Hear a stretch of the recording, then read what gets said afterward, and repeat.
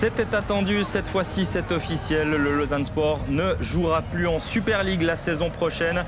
Les Vaudois ont fait certes match nul 0-0 à domicile face au FC Bâle, mais dans le même temps Lucerne s'est imposé largement 4-0 contre Servette. Ce sera donc la Challenge League pour cette formation du Lausanne Sport. Bonsoir à toutes et à tous, bienvenue dans le temps additionnel de Super League. Claude Riff, Claude Gross, vous êtes toujours à mes côtés. Bonsoir messieurs. Bonsoir. Messieurs, on l'a dit, le LS est relégué, ça ne pouvait finalement que se terminer de cette manière-là. Alors, il y a 2 ans, non, ça ne pouvait pas se terminer de cette manière-là. Quand on vient il y a 2 ans puis qu'on révolutionne le tout, c'est qu'on espère faire mieux que ceux qui ont fait auparavant, naturellement. Et c'était de loin pas le cas. Je rappelle des déclarations il y a 12 mois, ne vous inquiétez pas, l'année prochaine, l'équipe sera plus forte. Mais ce n'était pas possible. La rhétorique, à un moment donné, c'est-à-dire l'art du discours, ne compense pas ce qui se passe et les faits qui se passent chaque mois avec cette équipe. Et puis chaque mois, on voyait que l'équipe n'était pas plus forte, qu'il fallait parer au plus pressé, aller chercher des anciens, alors qu'on voulait partir avec des jeunes.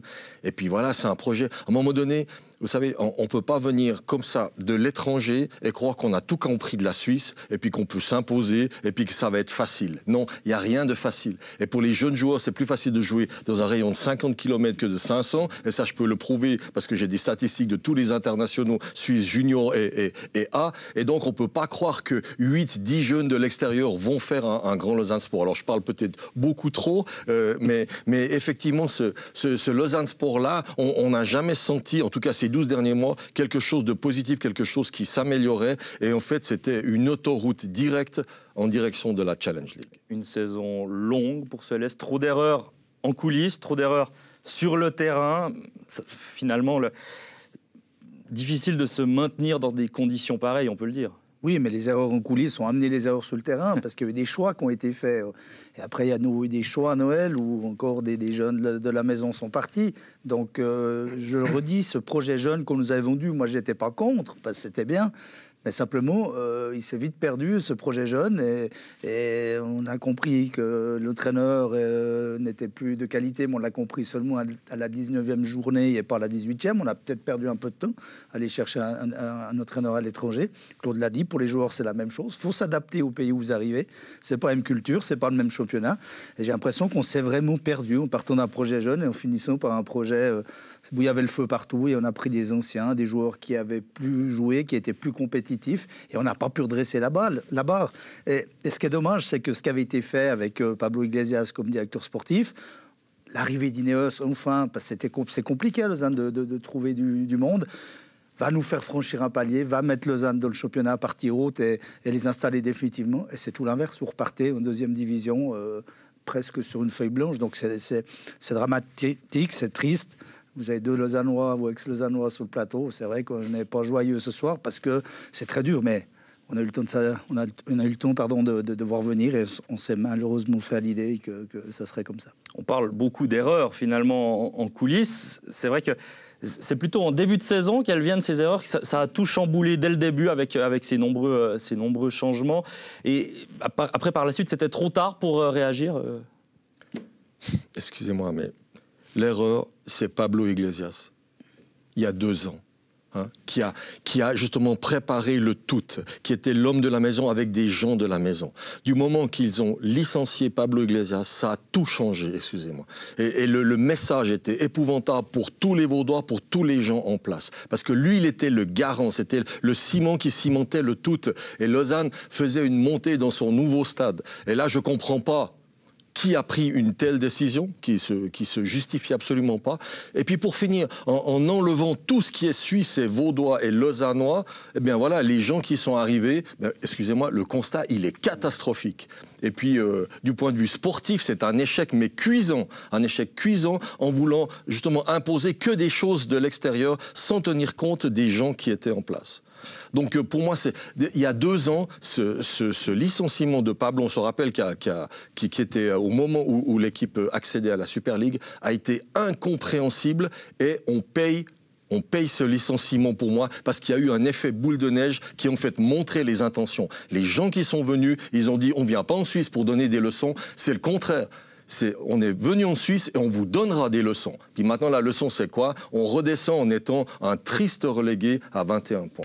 On sent de l'émotion, de la colère, même chez vous, messieurs. C'est vrai qu'on parle du cas Iglesias, ça commence à dater, mais si on prend plus précisément, par exemple, le cas de Cameron Puertas, qui est un homme de la maison, qui a fait ses débuts en Super League, ça s'est super bien passé au début, et finalement, là, après un premier tour où lui était pas si mal, faut quand même l'avouer, ben voilà, il part en Belgique en plus.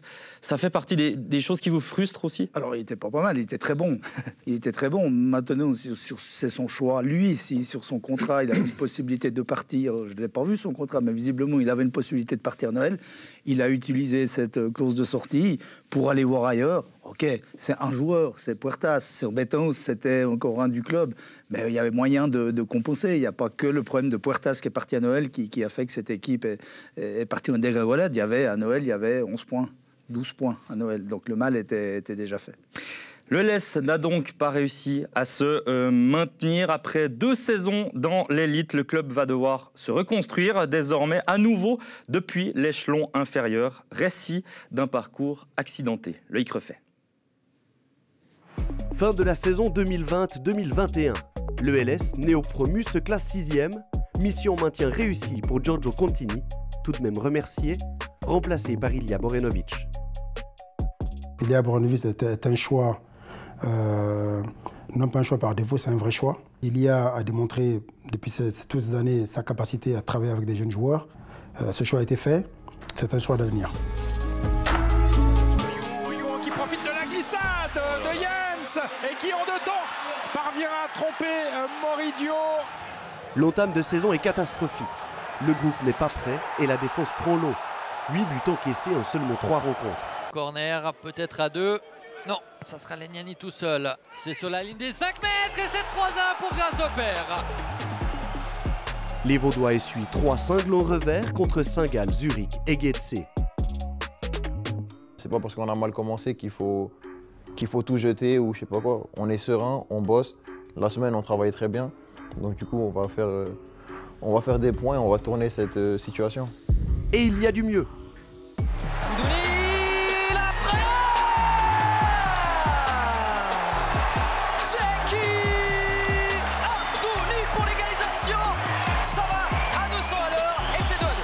Après un nul convaincant face à Bâle, le LS accroche Lucerne et Sion.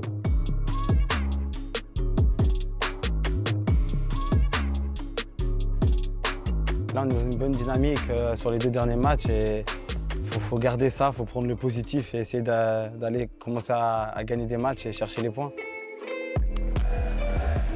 Mais au lieu de confirmer, les Vaudois s'effondrent contre IB, défaite 6-1 à la Tuilière. Après 9 journées, toujours aucune victoire à célébrer. La soirée cadeau continue. On est pourtant loin encore du 25 décembre.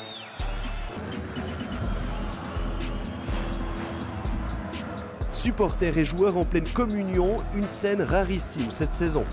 Il aura fallu attendre la 10e journée et la réception de Saint-Gall pour que le Lausanne Sport se déverrouille. Le centre et peut-être l'ouverture du score.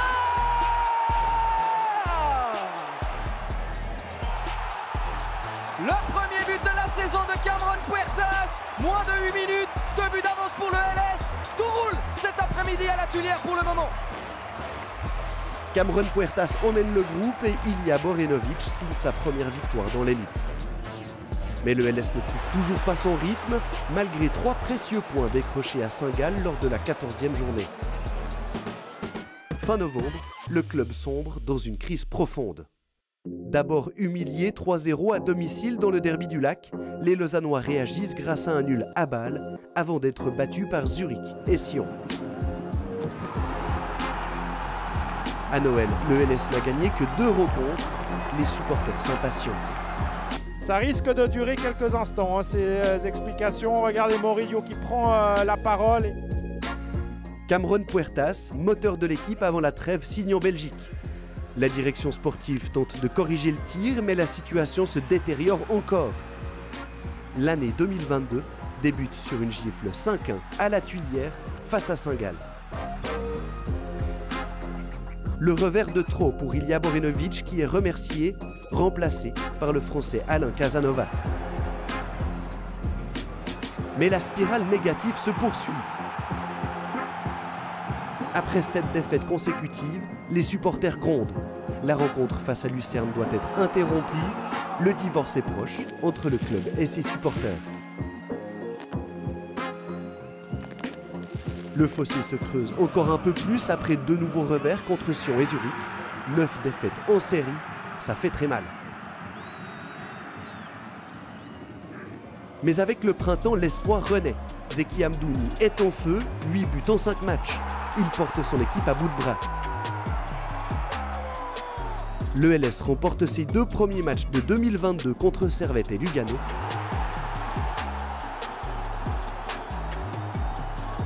Réaction tardive, trop tardive. La pression est grande alors d'affronter Getse et Lucerne, 2 rivaux dans la lutte contre la relégation. 3e but, et c'est bien fait, rien à dire, magnifique ballon là de la part du capitaine Abrachi. 3-0 pour Lucerne, les carottes sont cuites, la messe est dite, tout ce que vous voulez pour Lausanne.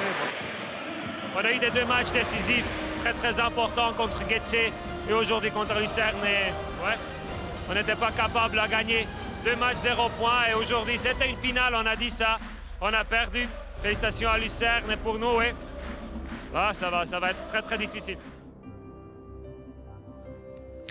Et ça s'est avéré en effet difficile sur cette fin de saison jusqu'à ce match. Aujourd'hui, face au FC Bâle, match nul conclu donc sur le score de 0-0. On va quand même revoir certaines actions de cette partie. Il n'y a pas eu de but, mais quand même des chances de but. Bon début de match d'ailleurs du Lausanne Sport avec un homme qui se met en évidence quasiment toute la saison. Et sur ce match, c'était encore le cas. Débordement d'Amdouni. Et Coyle peut légèrement faire mieux tout de même. Oui, il glisse au moment de frapper, mais Amdouni avait fait presque tout juste. Hein. Il s'est débarrassé de 2 ou 3 Balois et après le Coyle, on va voir sur la frappe, il glisse, il n'est pas bien sur ses appuis, la frappe ne part pas. Zeki Amdouni, c'est un joueur qui doit rester en Super League. Là, on voit encore une tête de sa part. La Challenge League, c'est quand même ça va pas le faire pour lui. Alors écoutez, bien sûr pour Lausanne Sport, ce serait mieux de garder Amdouni, mais pour son développement, moi, je pense que ce serait bien qu'il reste encore une saison en Suisse, en tout cas, et qu'il marque encore des buts en Super League, pas partir à l'étranger trop vite. On a vu un autre joueur, en l'occurrence le gardien, Moridio, qui a fait quelquefois la différence cette saison avec quelques arrêts. Il a tenu la baraque par moment, mais ça n'aura pas suffi. Et là, on voit encore une action, celle de Coyle qui touche le poteau en fin de match. Alors, score final 0-0, c'est finalement assez anecdotique sur l'ensemble de cette saison, messieurs. Mais quand on voit ce genre de match face au FC Bâle, 0-0, avec des actions des 2 côtés, Lausanne doit quand même nourrir quelques regrets.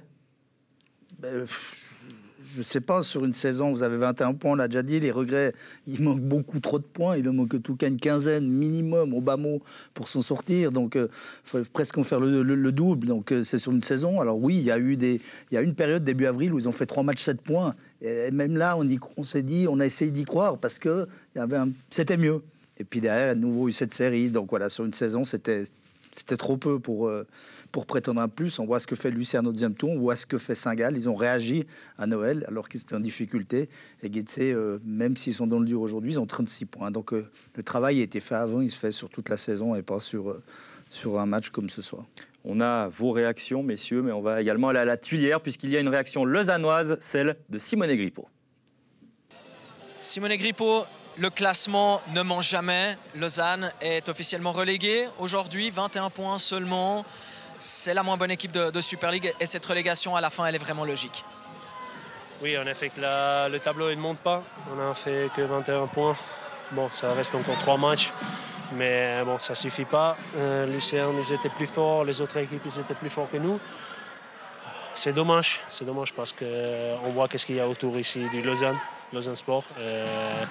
Je pense que les gens, la région, ils méritent un club en première division.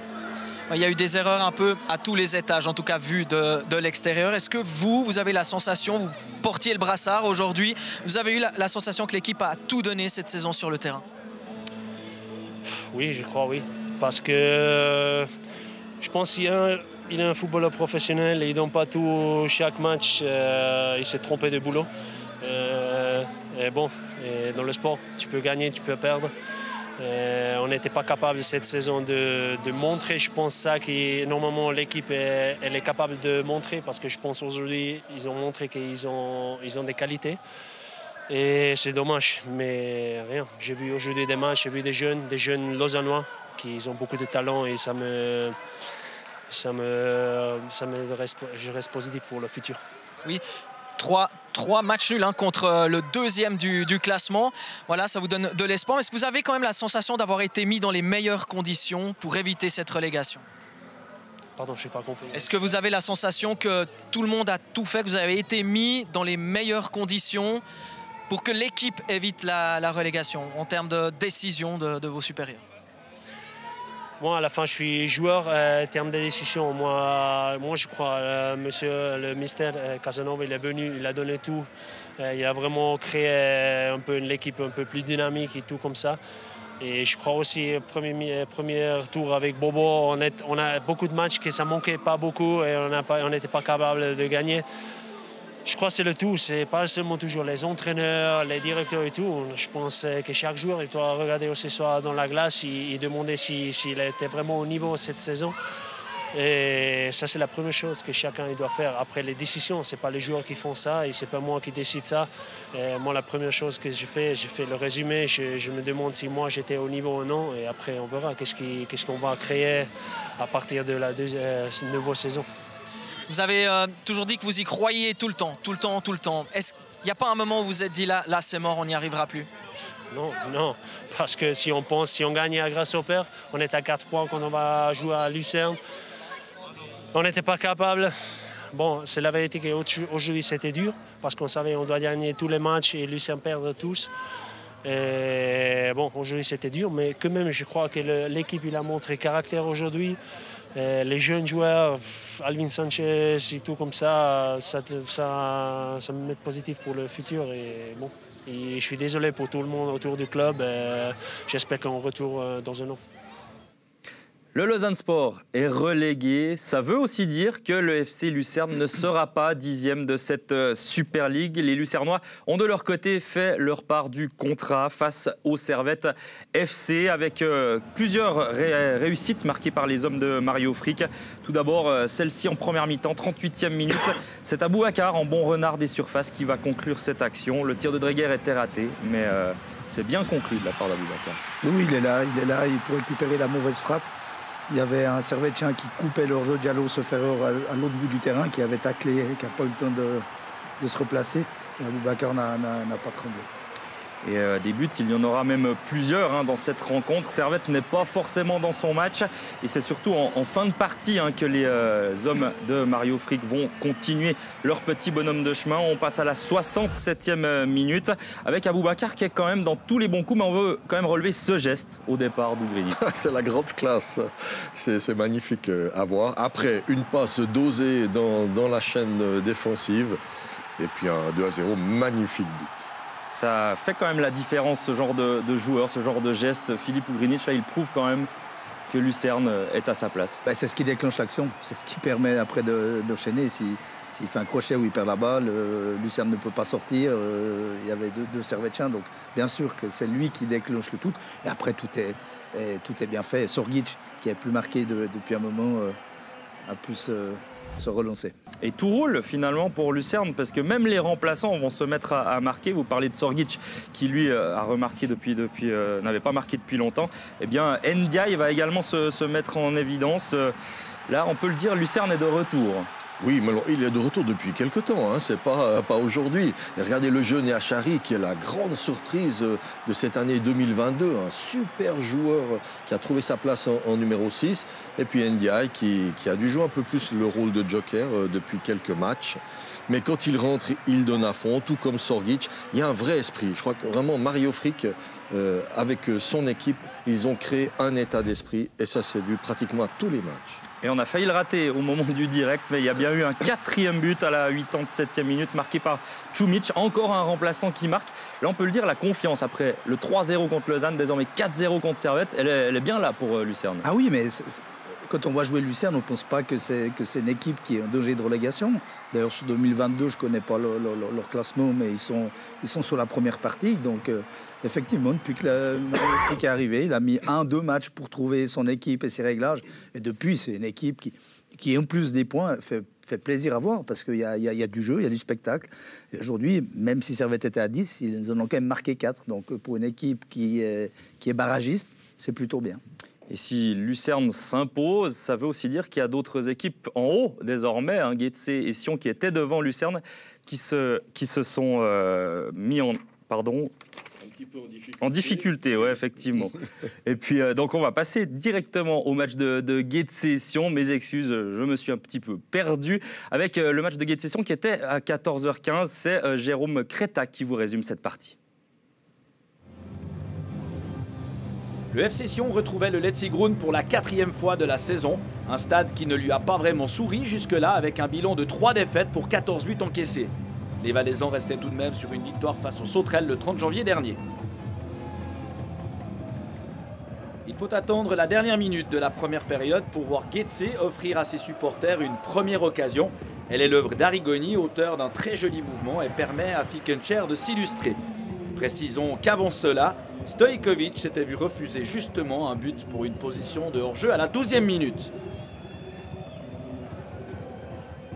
Après une première période initiale insipide et fermée, les Uriquois entament la deuxième période comme ils avaient terminé la première avec un très bon mouvement opéré par Momo et Kawabe qui permet à Bonatini de se retrouver dans une bonne position, mais son tir dévié finit sa course sur le montant droit de la cage de Fickencher.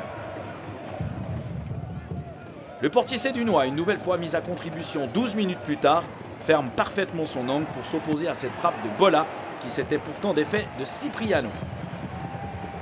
Alors que le FC Sion n'a pas encore cadré la moindre tentative après 65 minutes, il va pouvoir le faire à 2 reprises en l'espace de quelques secondes. Le premier essai est signé Stojkovic, le deuxième Cipriano, mais André Moreira dit non 2 fois. On retrouve Cipriano 5 minutes plus tard, il sert Balthazar, le contrôle du Brésilien est approximatif, sa frappe paraît anodine et termine sa trajectoire dans les pieds de Stojkovic qui en profite pour inscrire le seul but de cette rencontre et son 10e but personnel de la saison.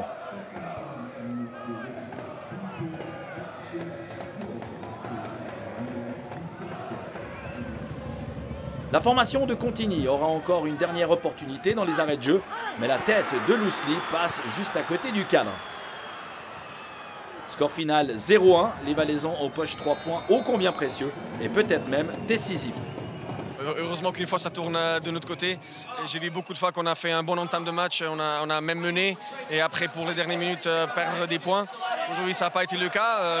Voilà, c'était pas le plus beau des matchs de notre part, mais si tu joues contre la relégation, c'est pas important de jouer beau, mais sinon de gagner les matchs.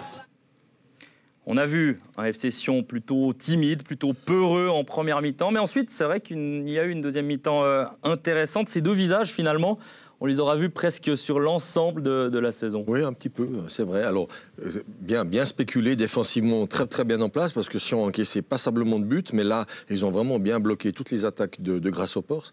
Et puis, on sentait qu'il y avait tout d'un coup, il pouvait y avoir une lueur, quelque chose, que Stojkovic était dangereux.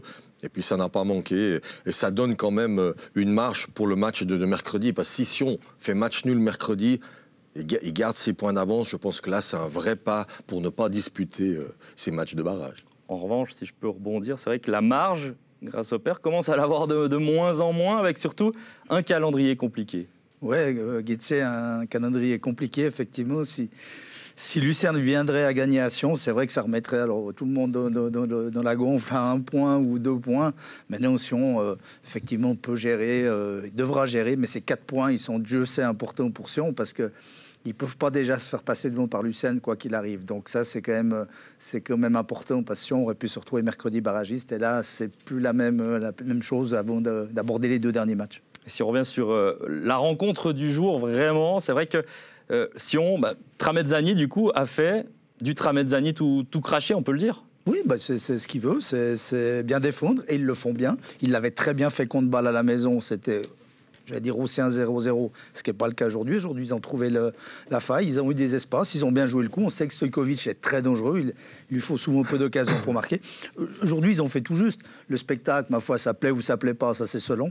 Mais Tramezzani a bien préparé son coup et ça lui laisse cette bouffée d'air avant mercredi. Grasshopper et Sion devront encore marquer quelques points certainement pour être sauvés à la fin de cette saison.